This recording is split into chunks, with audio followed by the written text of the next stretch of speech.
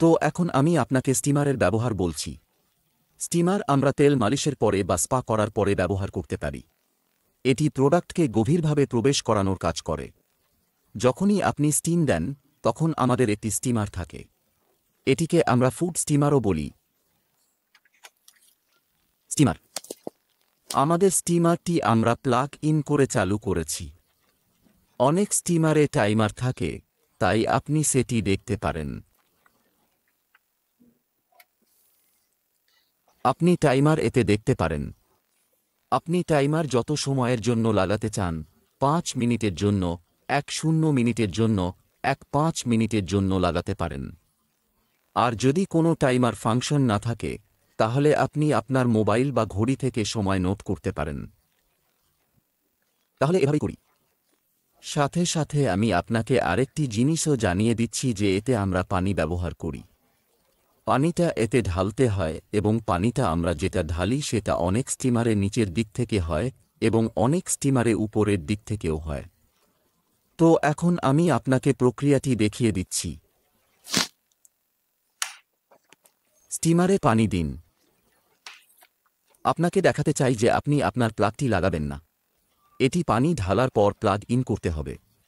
প্রথমে আপনি লাগাবেন না, তাই আমি এটি খুলে ফেলেছি। আমি আপনাকে দেখাচ্ছি।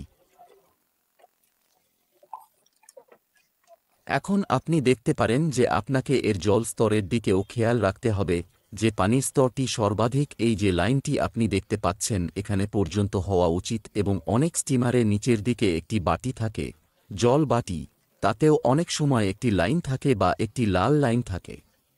সেই লাইন থেকে নিচে রাখতে হবে, তার উপরে নয়, এর বাইরে নয়। তাই এই বিষয়টির দিকে খেয়াল রাখতে হবে এবং যখনই আপনি জল ঢালবেন তখন যে কোনো জল ঢালবেন না।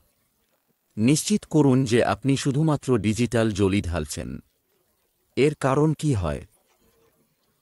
আপনার কি যে জল আছে সেটা ভিতরে গিয়ে জমে যেতে পারে বা আপনার যন্ত্রপাতি খারাপ হতে পারে। ডিস্টিলড পানি দিলে এসব সমস্যা হবে না।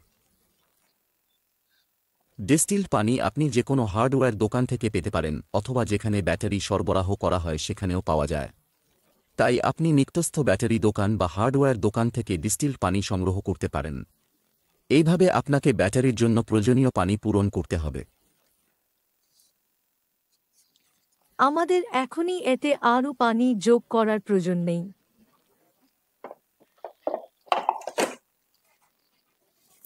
তো এটা ইতিমধ্যেই পূর্ণ হয়েছে। এটি প্লাগ ইন করেছি। এখন আমরা অপেক্ষা করব। আমরা এটিকে এর ভিতরে রেখেছি। আপনার স্টিমারটি এমনভাবে সেট করুন যাতে হেডটি ঠিকমতো ভিতরে যায়। খুব বেশি ভিতরে ঢোকাতে হবে না, একটু উপরে তুলে রাখতে হবে। আপনি যখন স্টিম দেন 5 মিনিটের জন্য বা 10 মিনিটের জন্য, তখন আপনার উপস্থিতি খুবই গুরুত্বপূর্ণ। আপনি সেখানেই থাকবেন।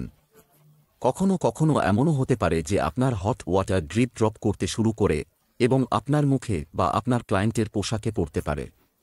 তাই নিশ্চিত করুন যে আপনি পুরো সময় সেখানেই থাকেন এবং অন্য কোথাও যান না।